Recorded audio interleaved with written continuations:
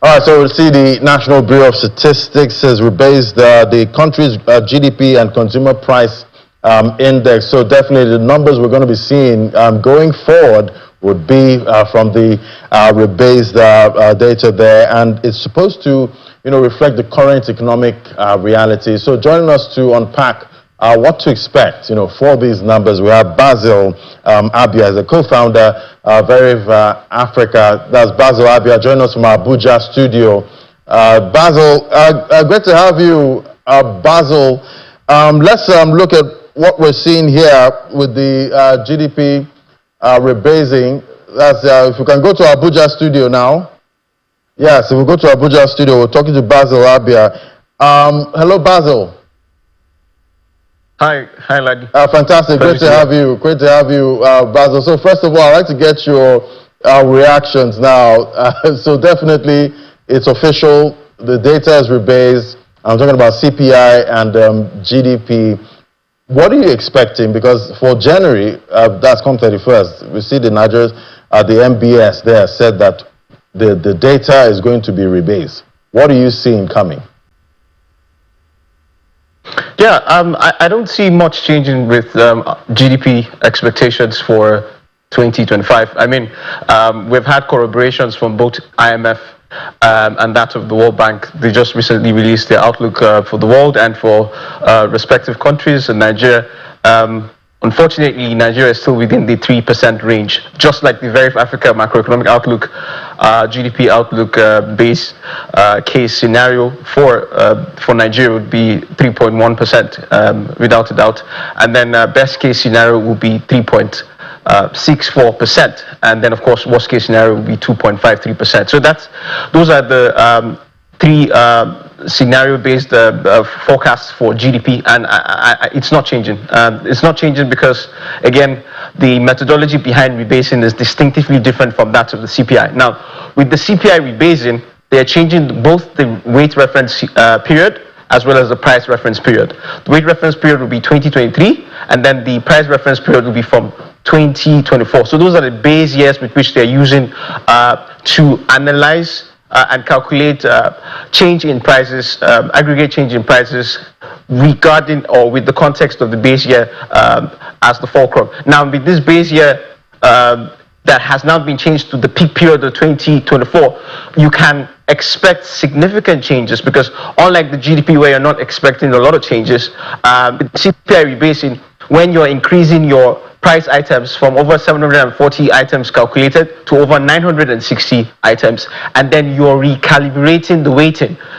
So the food weighting, for instance, technically used to be 51% based on the 2009 price reference period. That was the weighting that they were using. Now they've changed the weighting based off of the survey that they just carried out, well, I'd forgotten the term, but the survey was carried out in 2023 and results were out in 2024 by the Living Standards Survey, by the National Bureau of Statistics, and based off of that, expenditure weighting for food has now reduced. So weighting will now be 40%. So when you're reducing the weighting and you're increasing the amount of items that you're calculating for price aggregate changes, definitely you should see a significant CPI reduction. So our projection for worst case scenario for aggregate inflation rate for 2025 definitely is changing. We started off, again, like I mentioned earlier, this year and then late last year as well when we were on Business Morning, we started off with the projection that at base case scenario will be at 31% headline inflation, and then at worst case scenario will be at 37%. Now, unfortunately, fortunately, we have that reduction to at least the 20 percentile range rather than the 30 percentile range. So what do I mean by that? It means that because of the context of the CPI rebasing and the methodology that I just explained, the calculations now reduce to around the 20% range. So for best case scenario, we're expecting headline inflation to be aggregate of 24%. And then for base case scenario, we're expecting it to be at 27.01%. And then for worst case scenario, it will just very close to 30%, will be at 29.08%. Those are the calculations and the assumptions behind our projections for CPI and GDP for 2025, based off of the new rebasing that MBS is carrying out. Right. So, definitely there are changes there. We know the central bank and the MPC, they've been moving to, tackle inflation, most of 2024. It's a new year, 2025, and I guess the battle against inflation continues. But do you think the rebasing, does it help the CBN MPC with the decision, or does it make it a little more sketchy for them?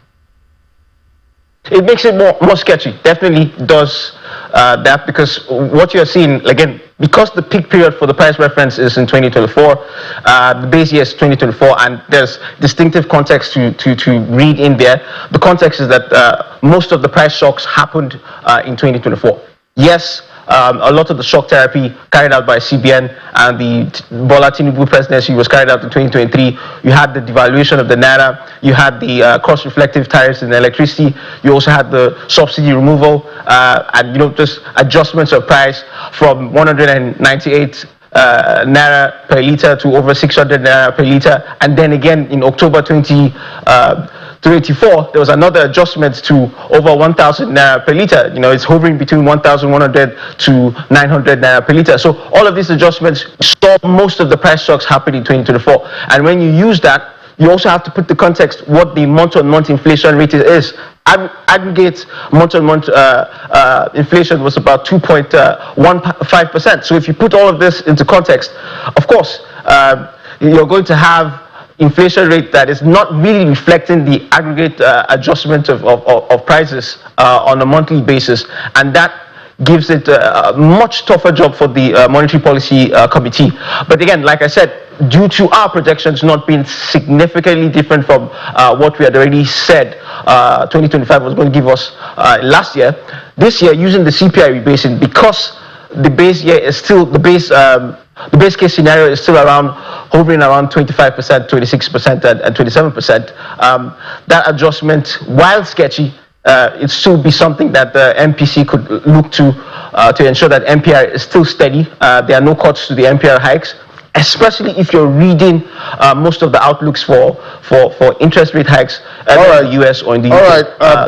Again, and of course, the Feds are all going to cut their hikes at least twice next year, according to projections. You've already led me to my next question at this point. It's all about hikes. Investors also want to know forward guidance on what's going to happen, when it comes to hikes. We already know what's coming for the US, but looking at Nigeria and the MPC now, let's just fast forward. We see for January 31st, we get the CPI data for January, and it shows maybe sub 30%.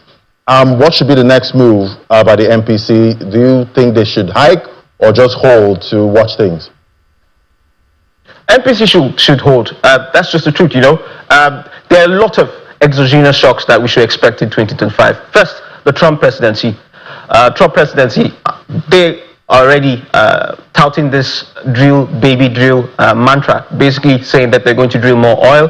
They have unfrozen all of the freezes that Joe Biden did with regards LNG gas exports. And then, of course, further explorations. As we do know, of course, explorations do not account to production. It takes a while. There's a time lag in that regard. But with the current context of production in the US, definitely production would hike. Aside that, let's not also look at oil. We have to also look at the tariff wars that President Trump is also touting, and he's announcing 25% tariffs on Canada next week, as I speak, according to pronouncements made by him yesterday. So these exogenous shocks expected.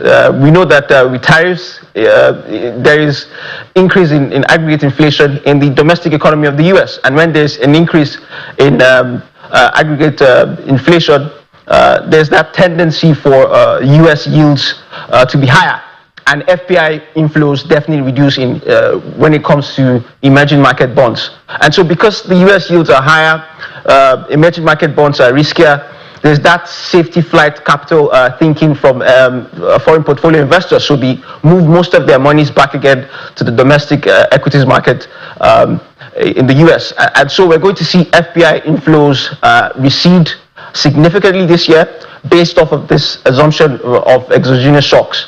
And with that, we're going to obviously see risks to our currency strength. And with risk to our currency strength, like we all know, the inflation pass-through from exchange rate will be very high. So inflation definitely is going to be significant again, not as heavy with the price shocks of last year, but definitely those price shocks from the exogenous shocks will be there. And I think that the MPC folks would want to hold. My advice is that they should hold.